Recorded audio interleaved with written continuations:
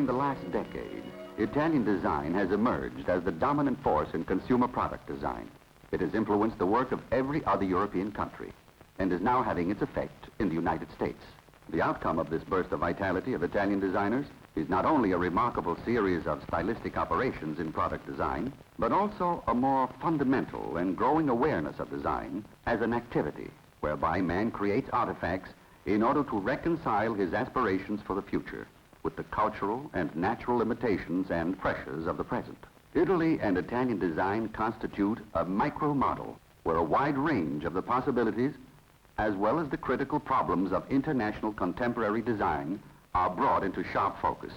Consequently, this exhibition has attempted not only to report on current design developments in Italy, but also to examine a number of issues which concern designers the world over. One such issue is the meaning of design in today's world. Among Italian designers, we find three prevailing trends of thought: the conformist, the reformist, and the contestatory.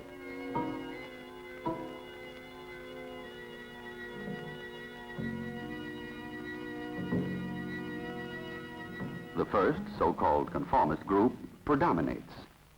These designers conceive their work as an activity unto itself and do not contest its social, cultural context, but rather continue to refine already established forms and functions.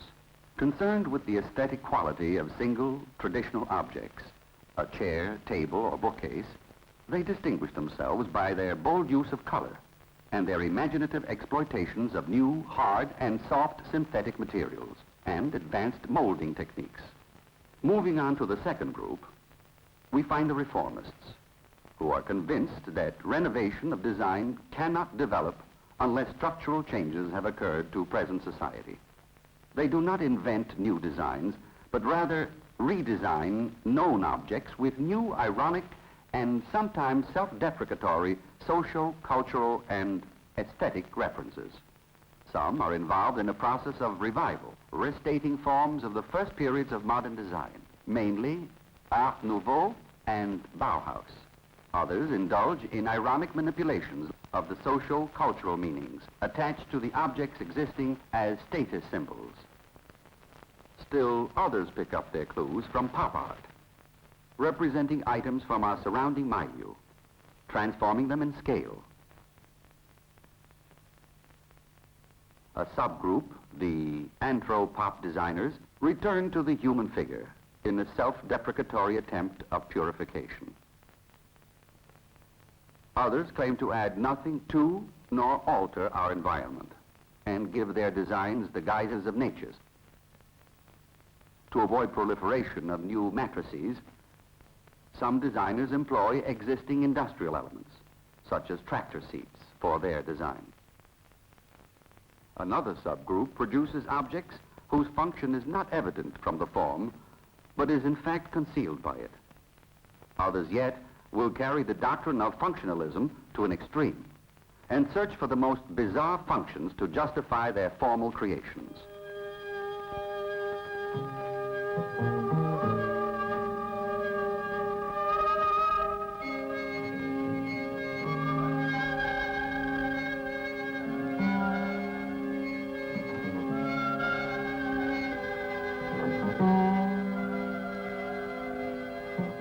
We have just seen, the so-called reformist designers justify their activity by giving to their designs shapes which deliberately attempt a commentary on the roles that these objects are normally expected to play in our society. Caught in the dilemma of being trained as creators of objects, but incapable of controlling either the significance or the ultimate uses of these objects, these designers are unable to reconcile the conflicts between their social concerns and their design practices, and have thus developed a rhetorical mode to cope with these contradictions.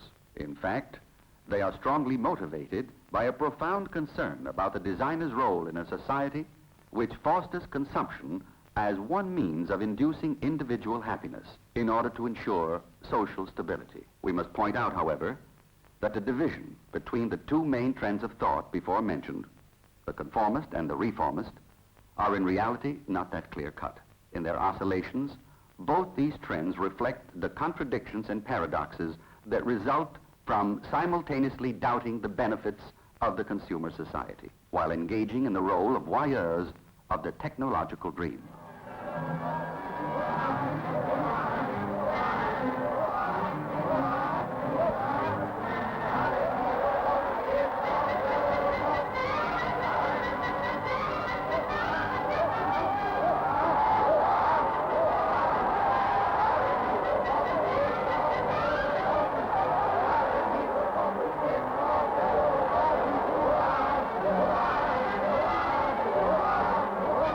The third attitude to design, which we have designated as contestatory, attempts to deal with such a situation. This contestatory attitude shows two main trends in Italy. Each, however, tries to get to the root by very different ways. The first is committed to a moratorium position, absolutely refusing to take part in the present socio-industrial system. Here, anti-object literally means not making objects, and the designer's pursuits are concerned either with political action and philosophical postulation, or with total withdrawal.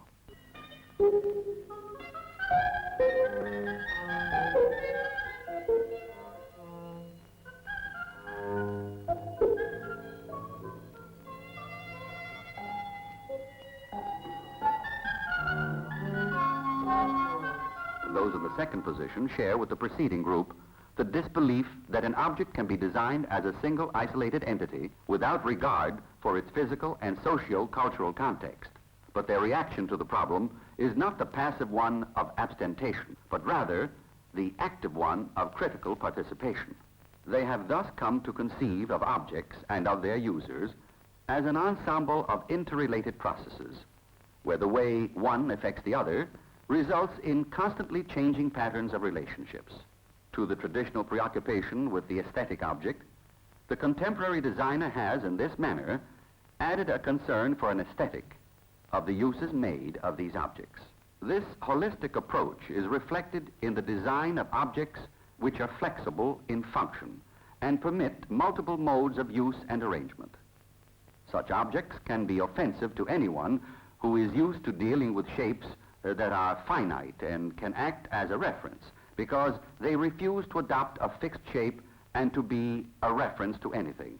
As opposed to the traditional object, the shape of these objects becomes what the user wants it to be, and therefore provides an open-ended manner of use.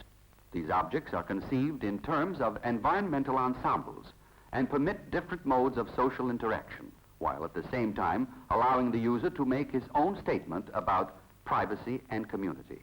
The results of this mode of Italian design do in fact seem to correspond to the preoccupations of a changing society. Therefore, the main concern of this exhibition has been with exploring and furthering this environmental approach.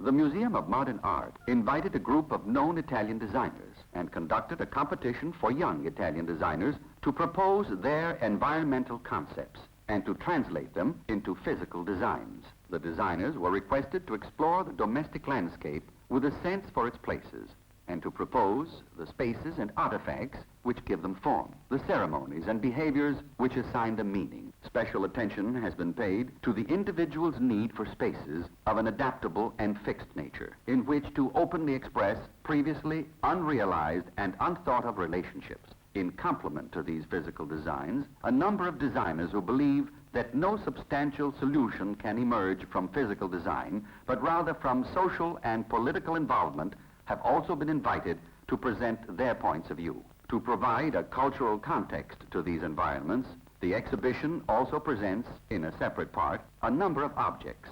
These examples of design produced in Italy in the last decade have been selected not with an historical intent, but with the purpose of identifying the different design positions evolving in Italy. The exhibition you are now going to see is therefore organized into two complementary parts. First, objects, and second, environment.